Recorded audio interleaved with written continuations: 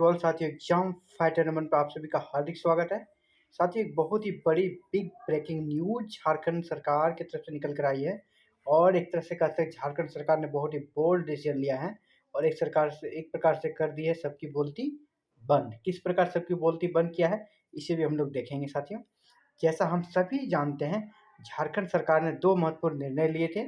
एक था 1932 के खतियान को लागू करना, यानी 1932 को अस्थिरता का आधार बनाना। दूसरा, ओबीसी को 27% आरक्षण देना। कुछ लोग कह रहे थे, विरोधी पार्टियां कह रही थी, कुछ चमचे कह रहे थे कि नहीं, ये संभव नहीं हो पाएगा, ये बस लॉलीपॉप है, सरकार को 1932 खतियान लागू करना ही नहीं है, बस एक चुनावी लॉलीपॉप है। लेकिन सरकार ने अपनी नीयत साफ कर दी।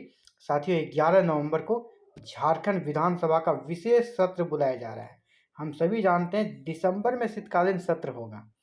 शीतकालीन सत्र का भी सरकार वेट नहीं कर पा रही है क्योंकि सरकार इतनी बेचैन है इसे लागू करने के लिए, और इसीलिए सरकार इसे शीतकालीन सत्र के पहले ही विशेष सत्र बुलाकर विधानसभा का इसे पारित करना चाहती है और पारित आराम से हो जाएगा, उसमें कोई दिक्कत नहीं है।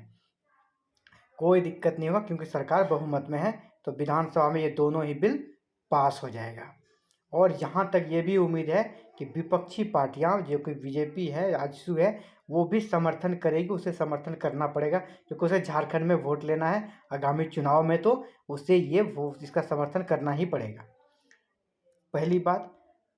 और दूसरी बात ये है कि ये अब क्या होगा, 1932 के खतियान को यहाँ से और विधानसभा से पारित करके इसे केंद्र के पाले में डाल दिया जाएगा, केंद्र को भेज दिया जाएगा, ताकि अब अगला जो गेम होगा, अगला यानी जो चुनाव होगा, इम्तिहान होगा केंद्र सरकार का 2024 में, उसे झारखंड से में से भी 14 लोकसभा चुनाव लड़ने हैं।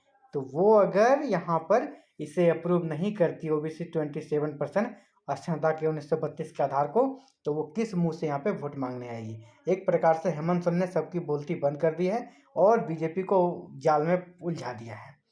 1932 का खतियान उम्मीद है चुनावी साल है 2024, इसीलिए केंद्र भी इसे अप्रूवल दे देगी। और जो अनुसूची 9 है, अनुसूची 9 में आपका भूमि सुधार संबंधी जो कि वहाँ पे प्रावधान को शामिल किया जाता है, और 1932 के खतियान को भी वहाँ पे केंद्र सरकार शामिल कर लेगी क्योंकि 24 चुनाव का साल है, कोई ऑप्शन नहीं है। अगर आप यहाँ नो करते हैं, इसे रिजेक्ट करते हैं, तो झारखंड की जनता भी आपको रिजेक्ट कर देगी आगामी लोकसभा में पहले, और फिर विधानसभा में भी आप आउट ही रहेंगे। तो देखिए, इसको लेकर एक न्यूज भी आई है। ये न्यूज क्या है साथियों, 32 का खतियान होगा अस्थिरता का आधार पर कोल्हान में जानते हैं कि हम लोग 1932 का सर्वे नहीं है, वहाँ पे 64 का सर्वे, इसलिए कोल्हान में 64 का सर्वे भी होगा शामिल। देखिए, झारखंड मंत्रालय की एक बैठक हुई है आज विशेष अधिवेशन को बुलाए जाने को लेकर।